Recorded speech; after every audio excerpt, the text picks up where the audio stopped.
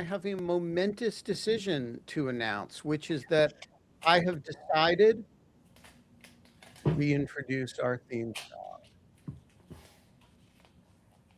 written by the estimable Duck with Pants, Ducks with Pants, aka E.G. Phillips. Once upon a time, when this show was still called In Lieu of Fun, we had Murder Hornets, we had Boris Johnson's uh, travails, and we had uh, uh, saber-toothed anchovies, live bees.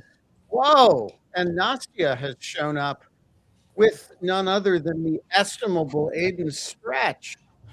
Um, any anyway, I thought it was important to bring back our theme song, and I will be using it because though it is a little bit out of date, doesn't make reference to it does make reference to dog shirts. It does not make reference to them being daily. Um, I still think it's important to have, the full range of human creativity that this show has engendered, including uh, the fact that it once inspired a gentleman with a guitar to write a theme song. Folks, it is 8 o'clock a.m., January 12th, the year of our Lord, 2026. And I have a second announcement to make, which is that I am going to Kiev in 2 weeks. Um, uh, and we have a contingent there to welcome me. But before then, we have a new instrument of monetary policy in the United States, and it is criminal investigation. And that's what we're going to be talking about today. Um, although now that we have Nastia and Aiden, we may go off in different directions as well. Folks, the sun is shining, the birds are chirping. It's going to be a great fucking day. And Holly and the cactuses have something to tell you. These things are really unruly. You're watching Dog Shirt TV, a forking revolution in morning television. You are watching Dog Shirt TV, and it is a goddamn revolution in morning television. So revolutionary that one of the revolutionary features is that sometimes the dog shirt is a guinea pig shirt. And there is nothing you can do about it. And another one of the revolutionary features is that every day Mike Feinberg seems to be changing his chyron to something more and more obscure. Mike, what is the King of Dirk? This is less obscure than previous ones actually. Um my wife grew up in a considerably more conservative environment than I did, and as a result, a lot of the sort of seminal films and books of my youth and young adulthood are new to her. And generally, when I introduce them, they go over very well. But this weekend, I decided we would watch Boogie Nights since they just started running it on the Criterion Channel, Good film.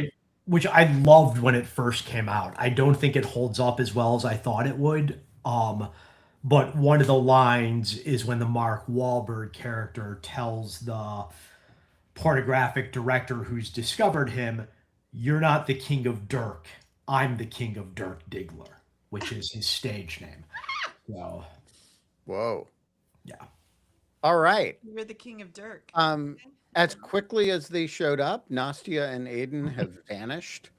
Um, I'm not sure if they came with something to say or if they came just to say hello, but uh, we will deal with them if and when they return.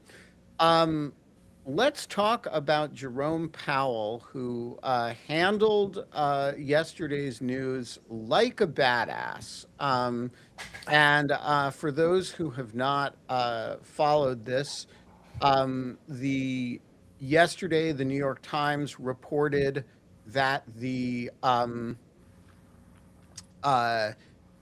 Justice Department was investigating criminally the renovation of the Fed, and Chairman Powell responded by issuing a video, like an influencer, and Oh, he's an influencer. and no, it was not a what's in my bag video or a get ready with me video. Wouldn't you love to see him in one of those? It was a fuck you, Mr. President. I'm not lowering interest rates because you launched a criminal investigation of me video, which is a new form of video, by the way, that I don't think other influencers have caught on to. So if you are, Maybe you should do one. yeah, if you're like a 22-year-old girly pop video influencer, get on it, girl.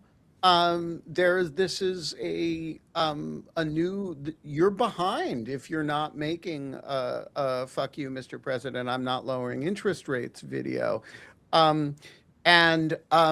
So,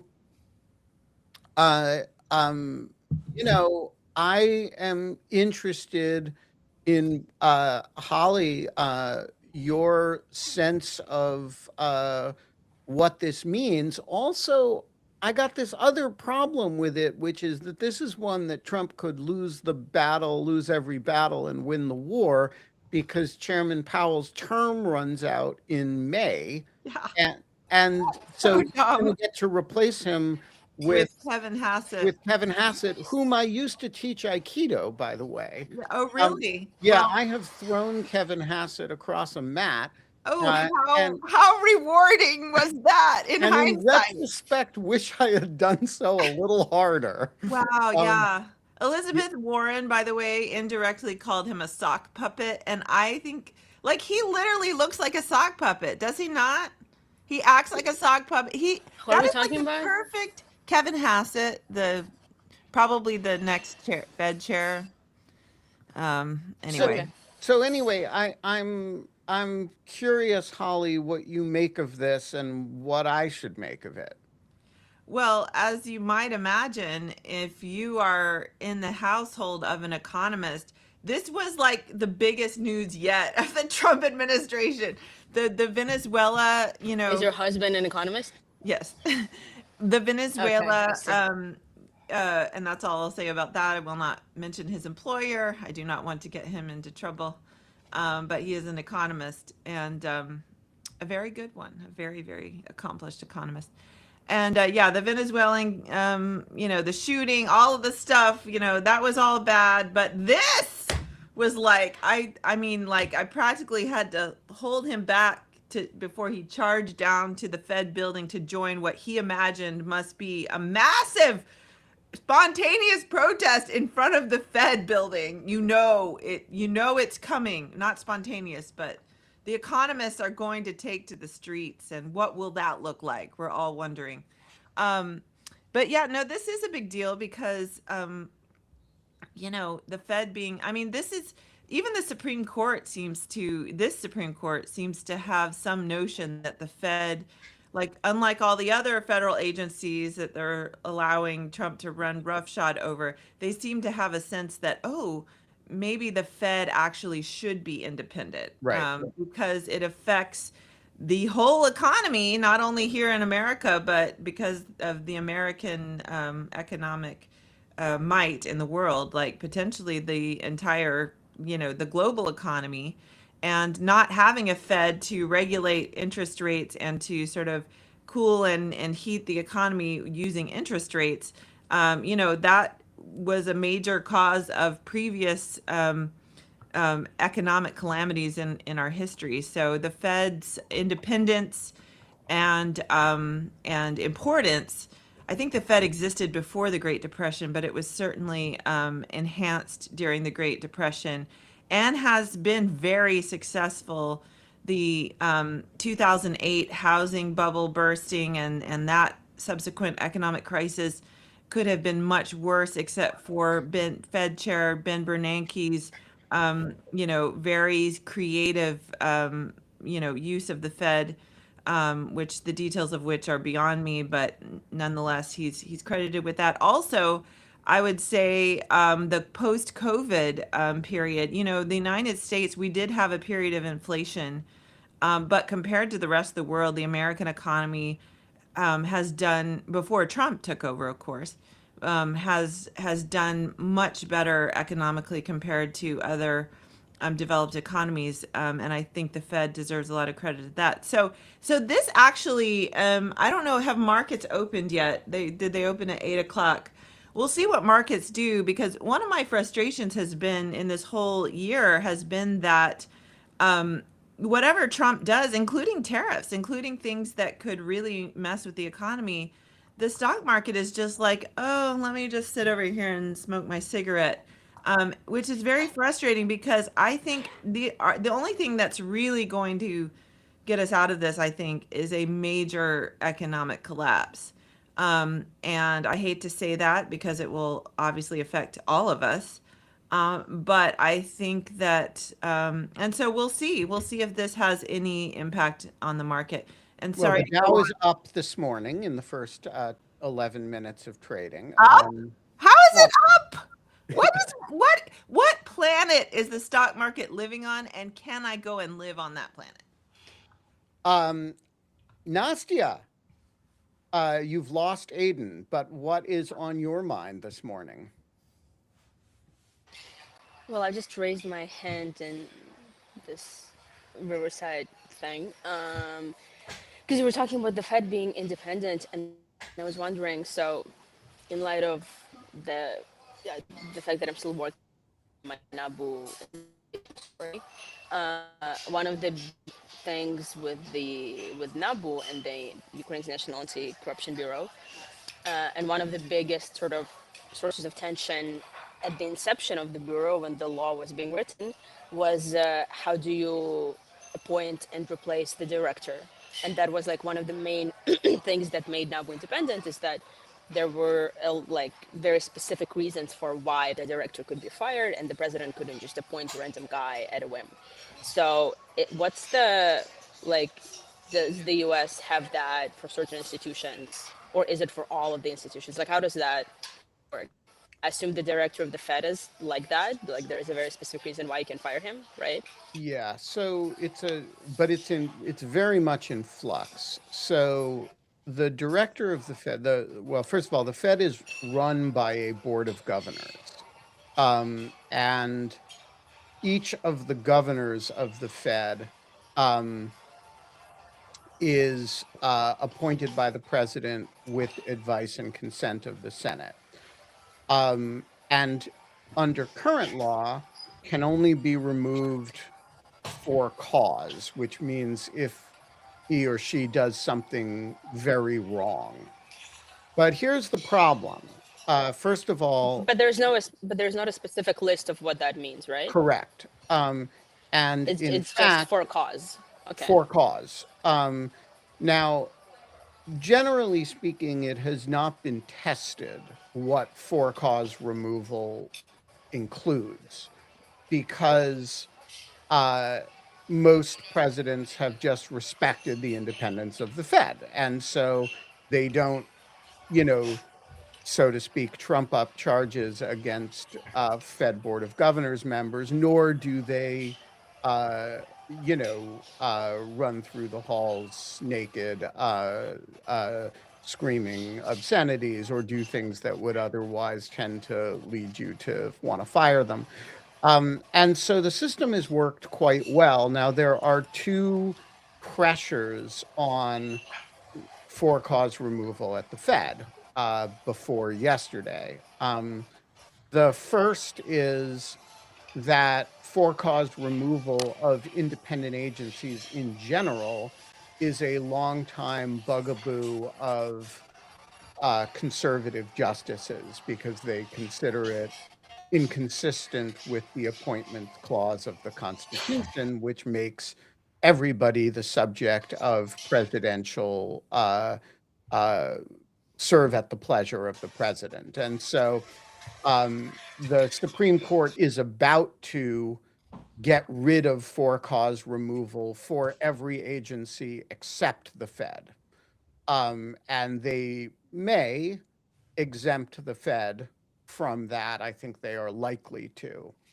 The second issue is for-cause removal is mostly undefined.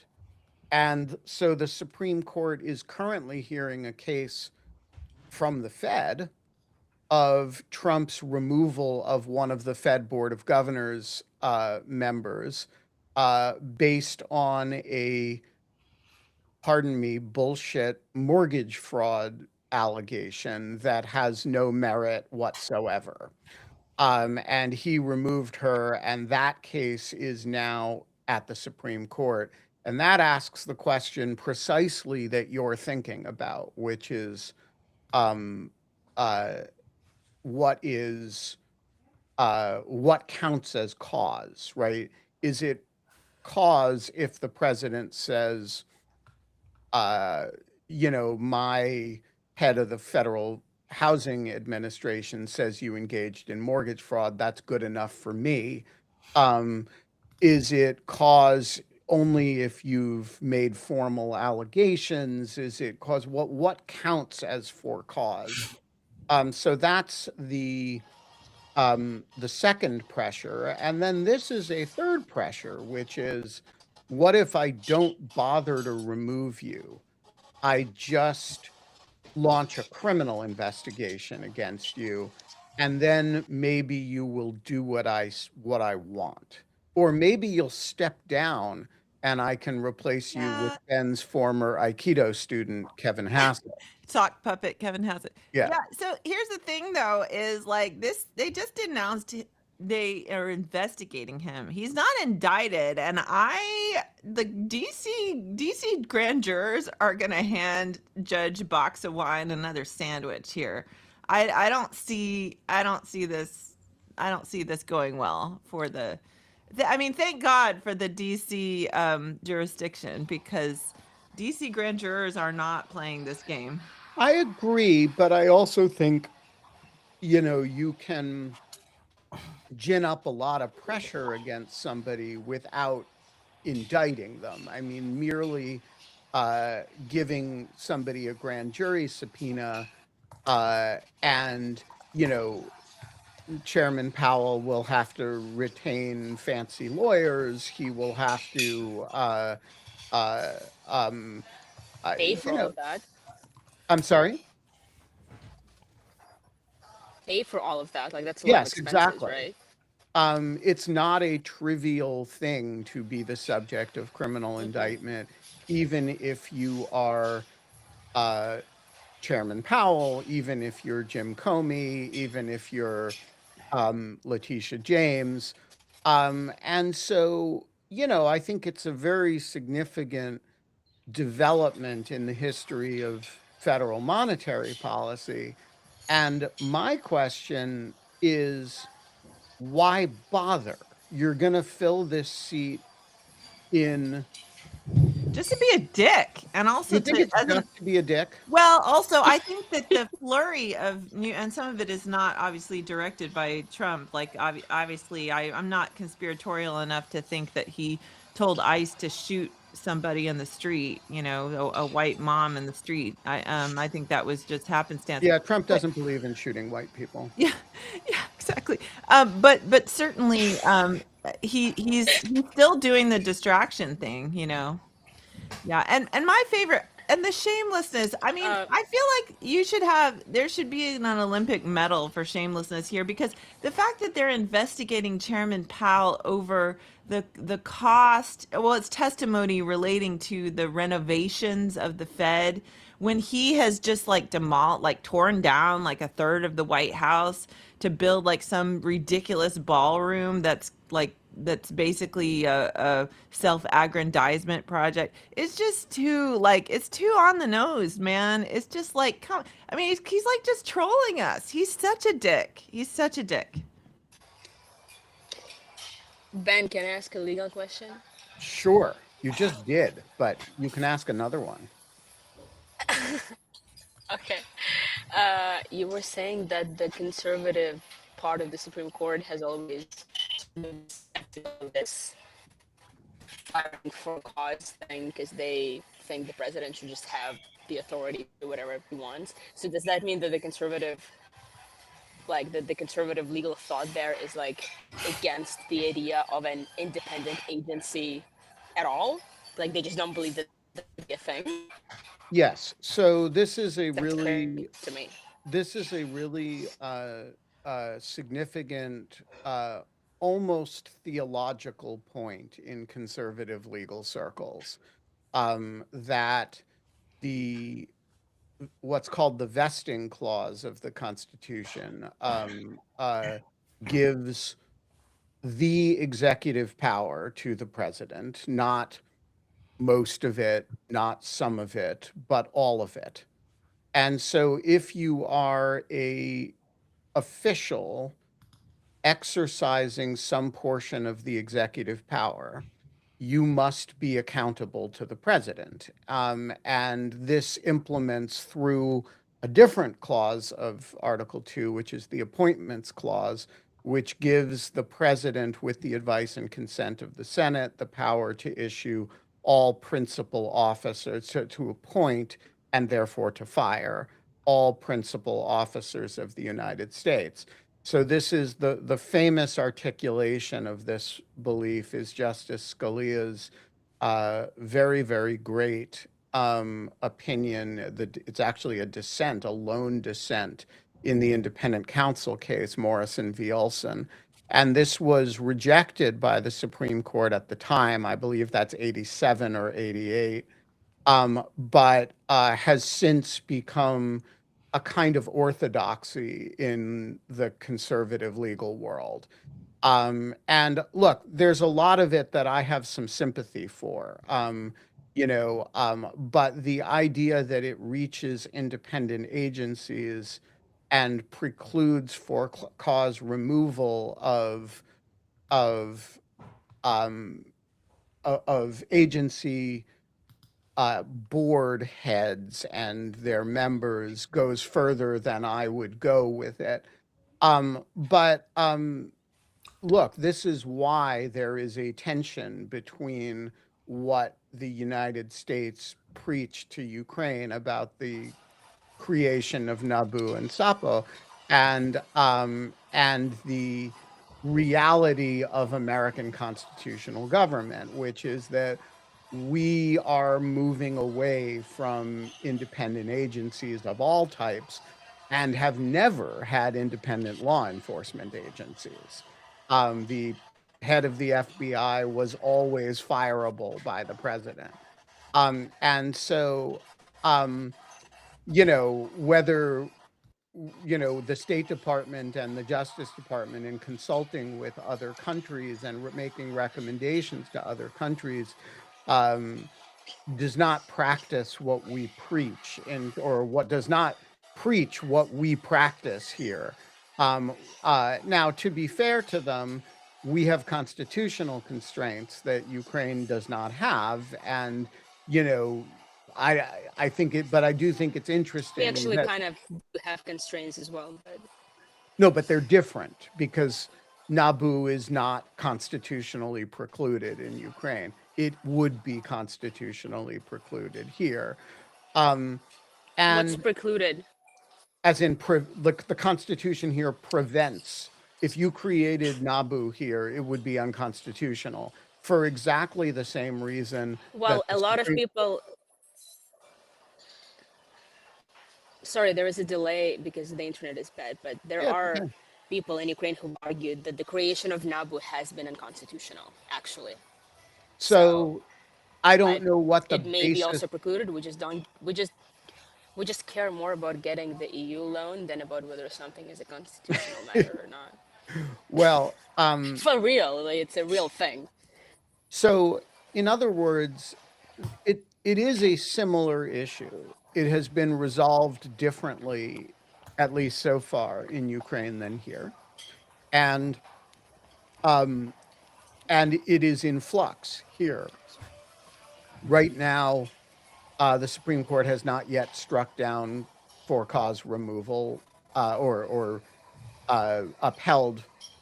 Sorry, it has not yet struck down the for cause removal provisions of the independent agencies, and the exact status of the Fed is unclear, and what for cause removal means at the Fed is also unclear, as the one of the so all of that is before the Supreme Court now. What is certainly clear is that you can try to intimidate the Fed chairman with a criminal probe, and that is what the president is doing. So before I ask Mike Aiden what he had a thinks of question. all of this, I am going to have Aiden introduce himself because he has been a mysterious, unannounced presence on Nastia's screen, kind of like the brooding omnipresence that is the common law. So, Aiden, who the heck are you and what are you doing here? I'm still not exactly sure what I've walked into. There's 35 people in the live audience. Oh, great. Okay. I'm a reporter here in Ukraine. I'm working with CBS News, and in addition to knowing Nastia from work, she is probably one of the main reasons why I'm maybe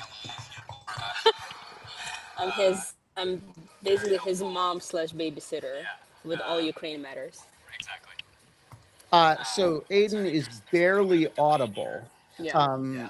And I'm not sure if that's because Nastia, you are wearing the headset, but so for those who could not hear him, Aiden said he's a friend of Nastia's who works with CBS News in Kiev, and he there was something about a babysitter and that I couldn't hear. Microphone.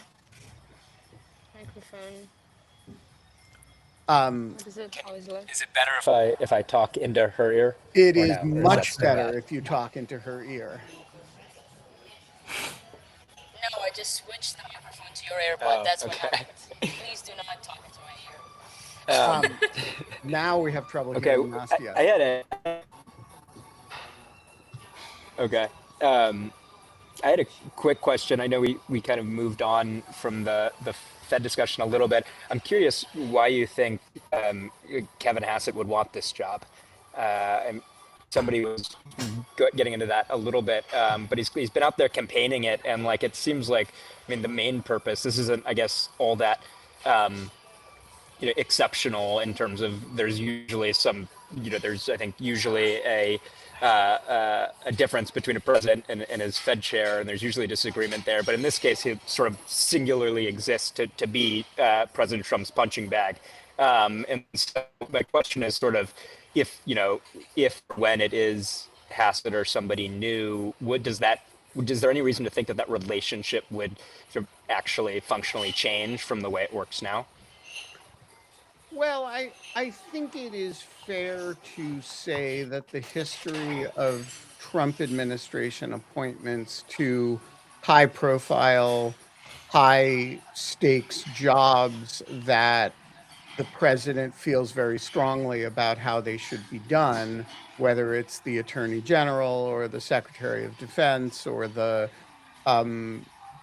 FBI director or the FBI deputy director or the head of the Federal Housing Administration, is that these positions have relentlessly migrated from the quite professional in Trump 1 to people who would stand up to the president with one degree of regularity or another, to positions, to people who will not and who do what the president wants.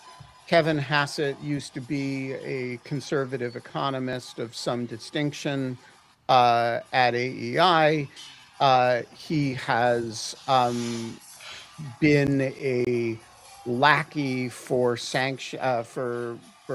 tariffs and for economic policies that he cannot possibly believe in his professional capacity are in the things that he's saying for the last block of time. So whether the person named is Kevin Hassett individually or someone else who will do what he's told, I don't know. And everybody assumes it will be Kevin Hassett because I'm not sure why, because he's the sort of economist who has the academic pedigree, but who's sort of shown that he will do what he's told. I think if you're Trump, it's quite dangerous to appoint a distinguished conservative economist, because then you could end up with exactly what you describe, which is somebody who's, not interested in being a lackey for low interest rates at a time in which those will be highly inflationary.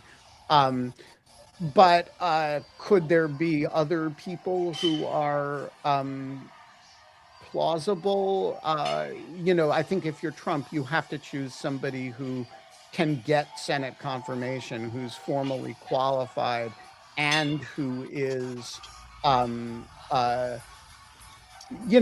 to be going to be adequately compliant. Trump is very frustrated with the behavior of the Fed. He talks about it, not daily, but certainly every few days. And he really hates Jerome Powell. And so if you're going to take that job in the next, starting in May, you have to be somebody who knows how you're going to handle that, that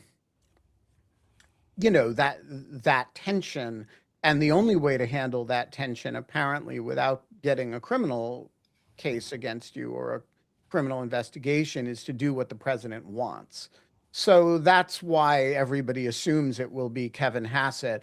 But I think you should understand when people say Kevin Hassett, it kind of means Kevin Hassett or somebody like him.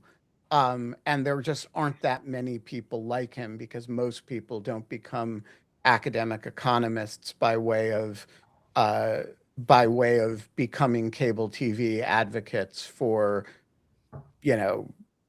tariffs and other other things that no reasonable economist of this era believes are pro-growth. Is that a fair summary, Holly?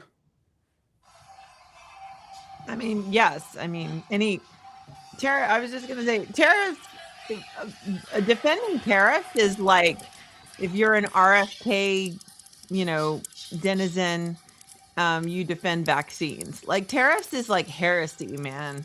You just, yeah. So anyone who can go on there and defend tariffs is like, but he was not well respected, actually. Even at he had certain pedigree, although people like my husband who went to the top economics, like University of Pennsylvania is not Harvard. Okay, but Kevin Hassett was, and also that is the most dickish thing you have ever said, Holly. But I say that as someone who didn't go to who couldn't. I didn't go to either, so yeah. Who couldn't even get onto the campus of these schools as a tourist. I have gotten on the campus, but if they knew. I want to let me amend my point. Kevin Hassett was always a controversial economist, but he was not somebody that anybody would have said he's a cable TV pundit, White House official, flacking for. He was somebody who represented a certain set of things, believed in a certain set of things, and then trashed his basically kind of an anti-vax scientist. Fair enough. So, Mike, what do you make of all of this? JVL has a good story If about you were still Kevin at the Hassett. FBI, you might be assigned to the Fed investigation. What do you think the FBI would name the Fed investigation? As a code name? Yeah, what Um, should we come up with a code name for the Fed I investigation? mean, there've been a couple involving the polar regions that have recently. I mean, maybe Arctic Northern Money. Lights. Aurora Borealis. I'm not being very creative. I would say Pyramid Eye. That would work. Illuminati something maybe.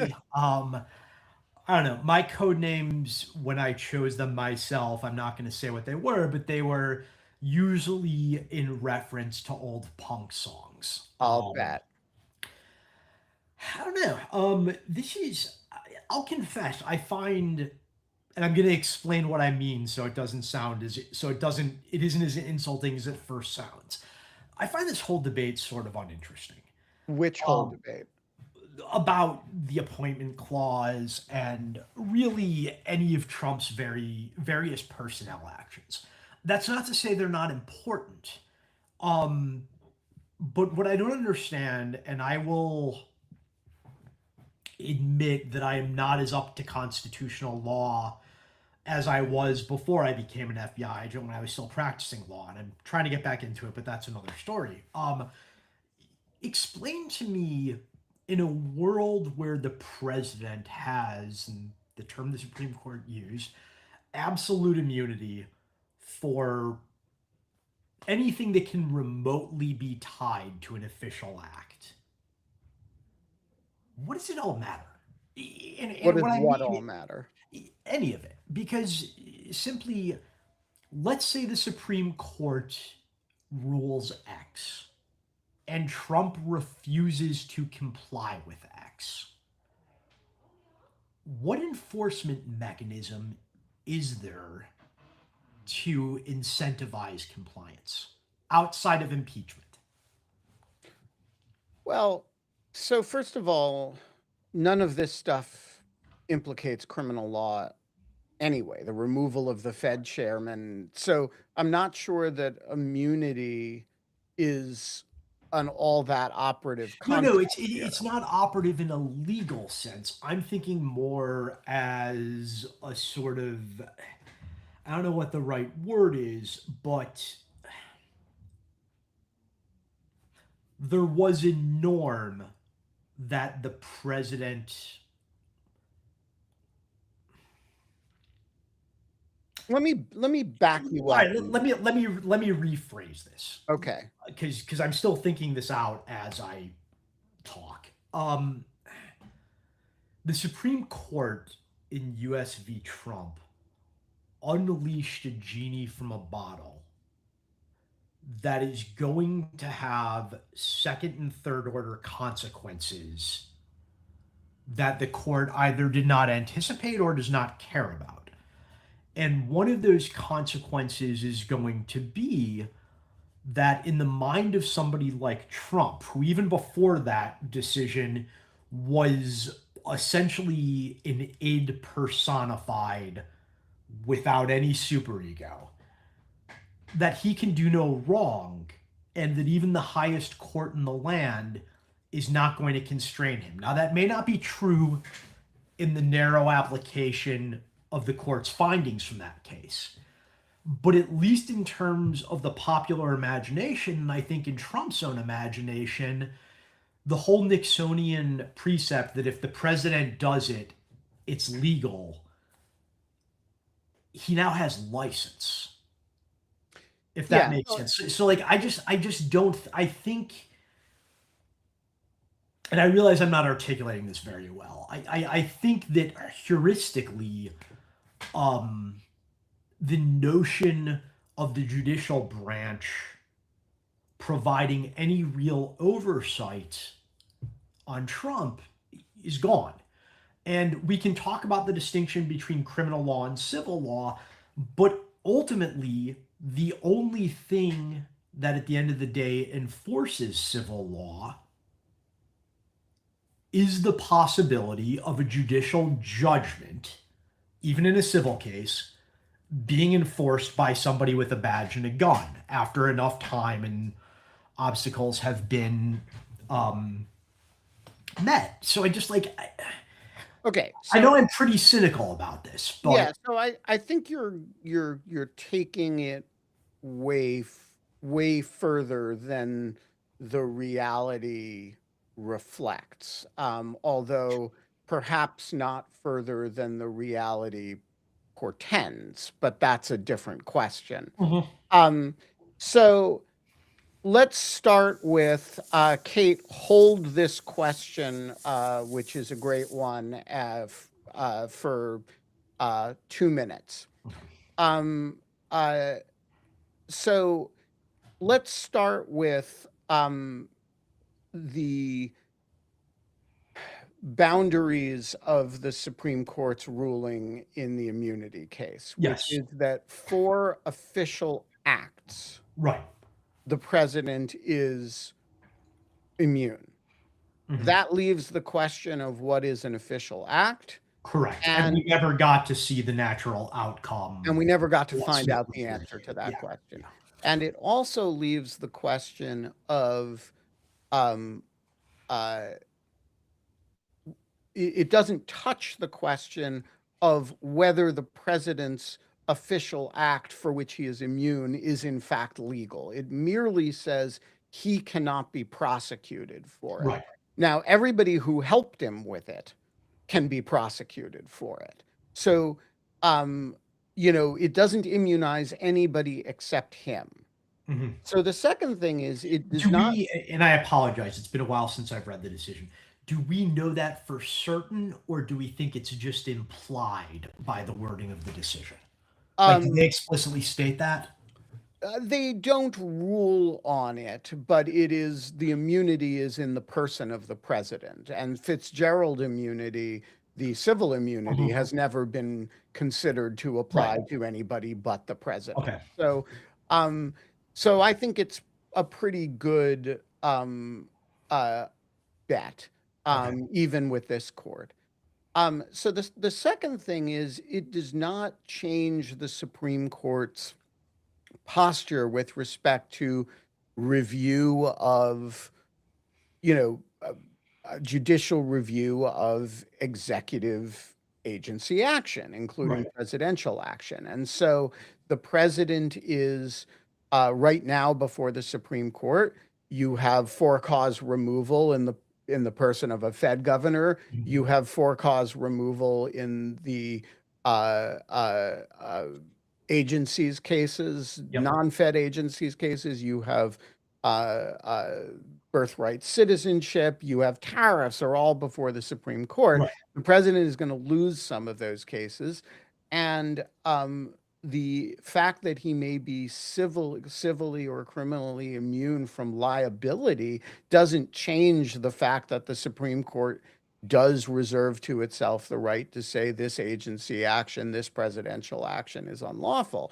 So I don't think you throw out all hope of the court as capable uh, of articulating and restraining executive action as a result of its immunity holding. What you do say is it's taken a very powerful tool off the table um, uh, with respect to the personal conduct of the president.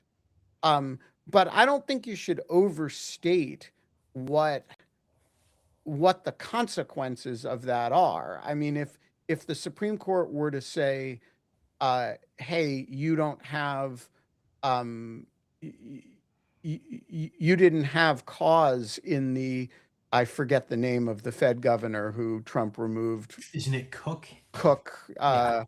uh, uh, you didn't have cause there.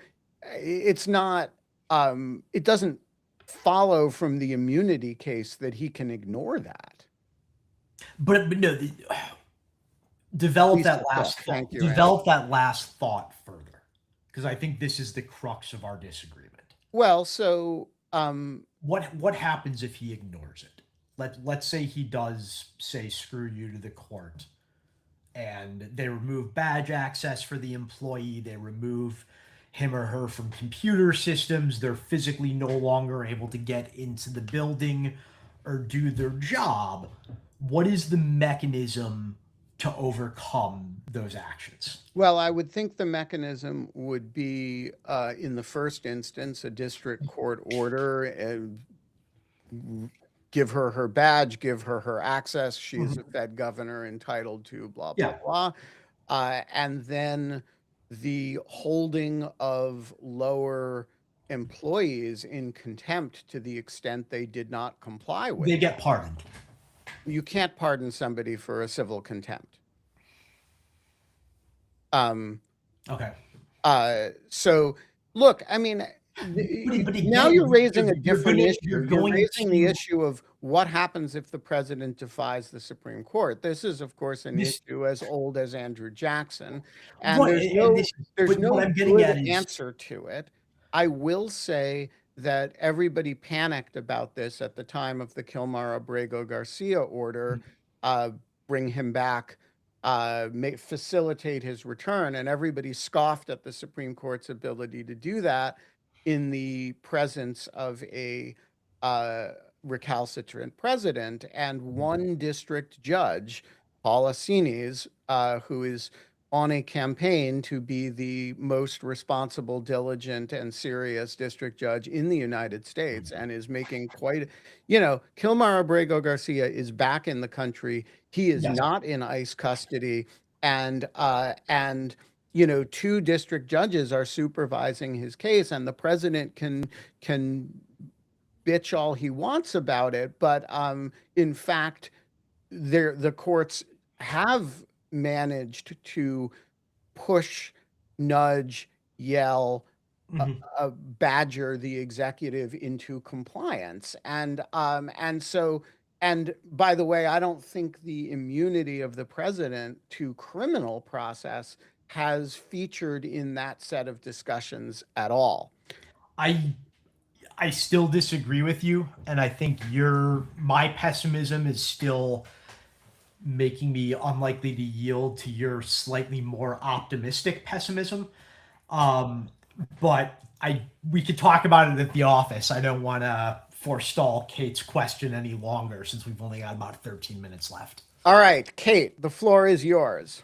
I just was wondering why Congress cannot create independent agencies. Like, why is it unconstitutional for the Congress to create the Fed with specific parameters for employment and specific duties, and that's ruled unconstitutional if the president goes against those parameters? Okay, so there are three issues here, and let's disaggregate them. The first issue is that Congress can create an independent agency that, as long as that agency can't do anything. So if Congress wants to create, say, the January 6th committee, the select committee, or an advisory board that the president names some people to, Congress names some people to, blah, blah, blah. It can do that. The problem arises when Congress creates a committee or an entity that purports to wield powers of the executive branch, right? So Article 2 says... But why is creating monetary policy part of the executive branch? Because it requires... because it does things, Okay. right? Because it executes law, Okay. right? And actually identifying which laws it executes, what its government authorities are, would require an economist / lawyer that is like, what exactly the Fed's government authorities are. The Fed is a complicated agency. Yeah, I guess that's a bad. I guess because that wasn't that created by the banks or something too. Right.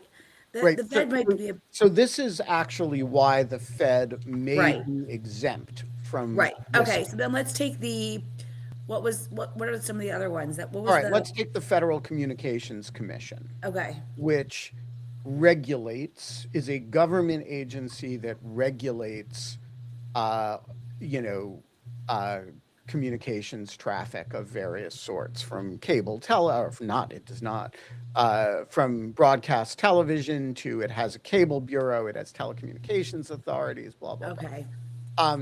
And so if you give it the authority to issue regulations, and it actually has a really broad authority, any regulation it thinks is in the public interest within certain spheres, it can, then it is exercising executive power. Now, the executive power is granted to the president, not to Congress, So the way to solve this would be for Congress to create, when they create rules, to create more defining rules. So for example, instead of regulating the air, they write into legislation, regulate the air to this specific parts per million. And therefore, the EPA has to follow that and not President Trump. So now you are sounding suspiciously like Neil Gorsuch, right? Okay, well, that's probably why, because I listen to those kind of podcasts. The legal. So the more specific Congress's regulatory requirements, the less there is an issue of delegation of legislative authority to an agency, right? Now, but you still need an executive agency to enforce the law, even if it is super, super specific, right? Right. And that agency will be engaged in executive Article 2 power. So then the question becomes, this is now the second issue, which is the Appointments Clause question. The Appointments Clause gives the president the power to name and to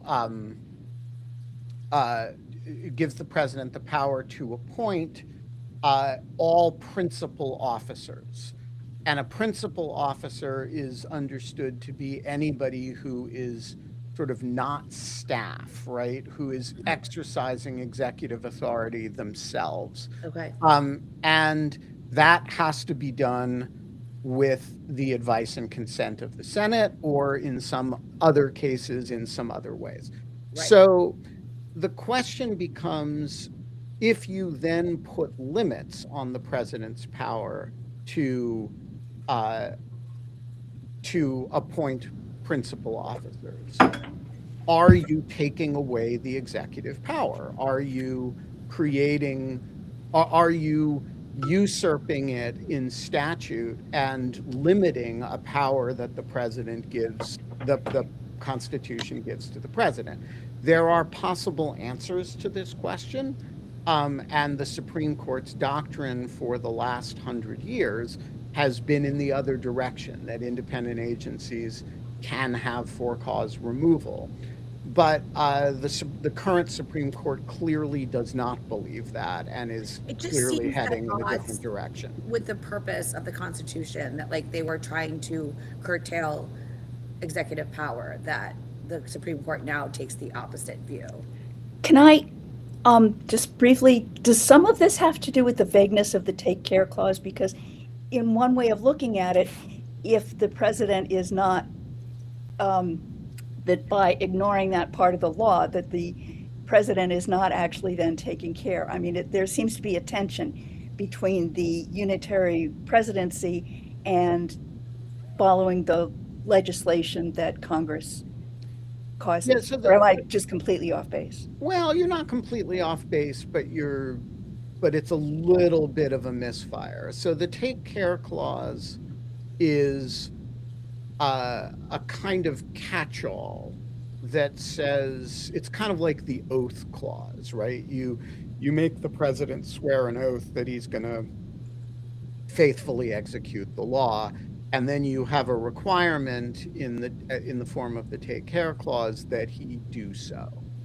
And this is, it has to be vague, because if it's not vague, if it's specific, then you're not making him swear that he'll follow the laws that are outside of it, right? That he'll enforce the laws that are outside of it. But this is a much more specific problem than that. This is not a general requirement that the president follow the law. This is a structural question about how the executive branch works. And I want to say, in defense of the conservatives on this, they have been consistent over time about it. This is not a situation in which they have discovered the love of the executive branch for the benefit of President Trump. This is an issue that goes back to Alexander Hamilton. It was articulated. The theory of this is really the molten core of the theory of the unitary executive, right? It's that everybody in the executive has to ultimately be accountable to the president. It goes back to Federalist 70, and Justice Scalia cared about this issue. Like, people think of him as a culture warrior figure. He cared about this, wrote about this more than he wrote about, gay rights or abortion, right? Like, he really cared about this issue. And, this is the subject of his most celebrated and famous opinion. It is something that he wrote about repeatedly over the course of his life and persuaded the rest of the court, or much of the rest of the court, about. And whether he felt this way about independent agencies, there was certainly a tension in his writing about that, because he acknowledged that Humphrey's executor was old, and he did tend to have a certain respect for old precedents that he thought were wrong, at least if they were old enough. So I don't quite know how he would have felt about this, and I don't purport to, but I do think that the conservatives who are doing this come by it honestly, and this is not a Trump thing. It is a conservative judicial movement thing that Trump is exploiting. Now, what Trump is doing to Powell is actually that's a whole different thing, right? Which is, can I intimidate? Can I bully people into doing what I want? So real quick, so I know that the courts don't like to, make decisions on executive power decisions. So Trump is declaring IEPA, and whether it's a true national emergency that Canada sells as steel or not, is, I think, obviously not debatable. But I know that the courts don't decide matters of fact. They, do matters of law or something. But would the remedy then be for Congress to issue a law saying we are not in a national emergency, or saying that Canada selling a steel does not constitute a national emergency, and that's how we would get around all those tariff provision, not all of them, but that specific tariff provision? All of the tariffing is actually a congressional power, not a presidential power. Right. These powers were delegated by Congress to the president, and they can be withdrawn. Okay. And they can be withdrawn in any one of 100 ways, right? Okay. So Congress could amend IEPA to say, but no, you can't do X, Y, or Z. It could also repeal IEPA entirely, right? And so this is a power that resides entirely in Congress's hands, and the problem is a collective action problem associated with Congress, as well as a veto power that the president holds. I get hung up on the fact that, we're clearly not, the debt is not a national emergency, and I don't understand why the court cannot rule on that issue. As we discussed the other day, and we need to wrap. The Supreme Court and courts in general are extremely reluctant to contradict the president in the declaration of a national emergency, because the president's job is national security and the Supreme Court's job is not. And there's other checks besides the Supreme Court, right? And whether they are right to be so reticent or wrong, Is not that in is a itself. long-standing position. Now, for reasons we talked about on Friday, I think they are being forced to revisit that Right. at some level. But that is a slow-moving tectonic question of constitutional law. Folks, we've got to wrap. We are going to, at some point, have a conversation this week on the show about how the Fed works and how this kind of bullying does affect Fed functioning and U.S. economic stability. But I want to have an economics person in order to do that. I'm going to get to work on that. Folks, as a result of that, I do not know who the co-hosts are going to be tomorrow, and I do not know who the guests are going to be tomorrow, but you will be there and I will be there, and it's going to be a blast.